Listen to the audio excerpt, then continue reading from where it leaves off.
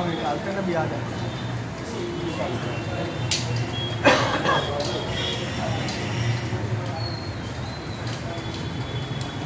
बोलिए श्री सत्यनारायण भगवान की जय। पंचमोऽध्याय श्रोतोवाच अधान्यां प्रवक्ष्यामि श्रुतं मुनिषत्तमा आसीत् तुङ्गजो राजा प्रजापालन तत्परः प्रसादं सत्यदेवस्य पुत्र्यादुत्तमभावशः एकदा सवनं गत्वा हत्वा बहुविधान् पशून् आगत्य वटमूलं च दृष्ट्वा सत्यस्य पूजनं गुरोपाः कुर्वन्ति सन्तुष्टा भक्तियुक्त स बान्धवाः। श्री सूत जी कहते हैं, हे श्रेष्ठ मुनियों, अब मैं इसके बाद में दूसरी कथा कहता हूँ, आप लोग सुने। अपनी प्रजा का पालन करने में तत्पर तुंगध्वज नाम का एक राजा था। उसने सत्यदेव के प्रसाद का परित्याग करके दुख प्राप्त किया। एक बार वह वन में जाकर वहाँ बहुत से पशुओं को मारकर वट वृक्ष के नीचे आया। वहाँ उसने देखा कि गोपगण बंधु बांधवों के साथ संतुष्ट होकर भक्तिपूर्वक भगवान सत्यदेव की पूजा कर रहे हैं। राजा यह देखकर भी अहंकार में न तो वहाँ गया और न उसने भगवान सत्यनारायण को प्रणाम ही किया। इसके बाद पूजन के अनंतर सभी गोपगण भगवान का प्रसाद राजा के समीप रखकर वहाँ से लौट आए और इच्छानुसार सभी ने भगवान का प्रसाद ग्रहण किया। इधर राजा को प्रसाद का परित्याग करने से बहुत दुख प्राप्त हुआ।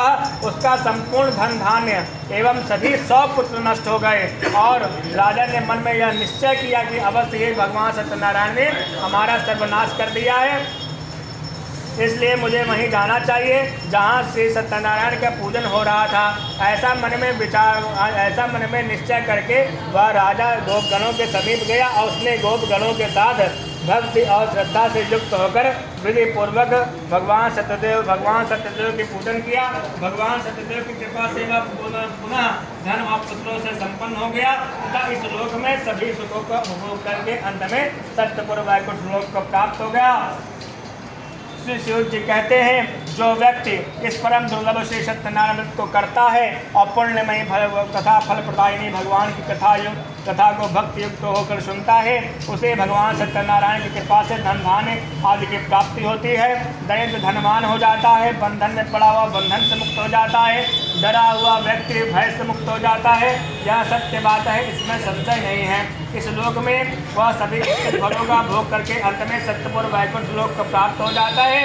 हे ब्राह्मणों, इस प्रकार मैंने आप लोगों से भगवान सत्यनारायण के व्रत को कहा, जिसे करके मनुष्य सभी दुखों से मुक्त हो जाता है। एक कलयुग में तो भगवान सत्यदेव की पूजा विशेष फल प्रदान करने वाली है। भगवान विष्णु को ही कुछ लोग काल कहते हैं, कुछ लोग सत्य कहते हैं, कोई ईश कहता है, कोई सत्यदेव कहते हैं तथा दूसरे लोग भगवान श्री सत्यनारायण के नाम से कहते हैं। हे श्रेष्ठ मुनियों, जो व्यक्ति नित्य भगवान सत्यनारायण की व्रत कथा को पढ़ता है और सुनता है, भगवान सत्यनारायण की उसकी कृपा से उसके सभी पाप नष्ट हो जाते हैं। हे मुनीश्वरों, पूर्व काल में जिन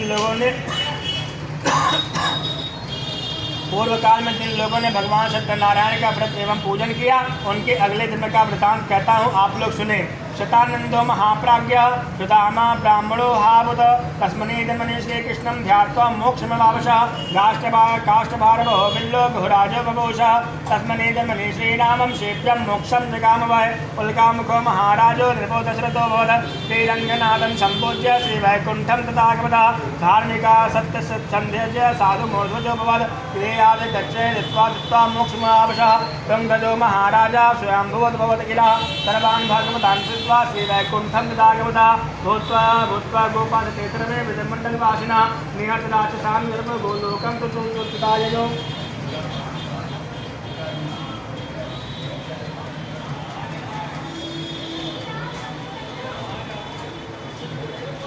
महान प्रज्ञा संपन्न सदानंद नाम के ब्राह्मण सत्यनारायण व्रत करने के प्रभाव से दूसरे जन्म में सुदामा नामक ब्राह्मण हुए और उस जन्म में भगवान श्री कृष्ण का ध्यान करके उन्होंने मोक्ष प्राप्त किया।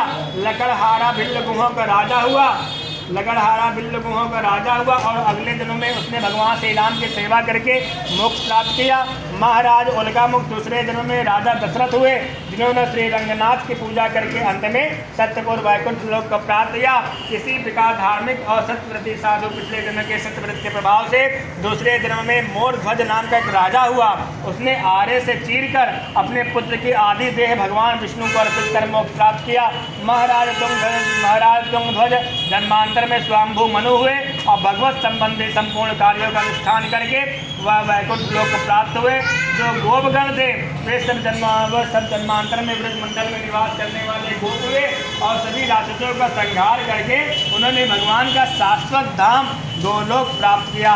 इति श्री स्कंद पुराणे रेवाखंडे श्री सत्यनारायण कथायां पंचमोऽध्याय। बोलिए सत्यनारायण भगवान की जय। जब क्या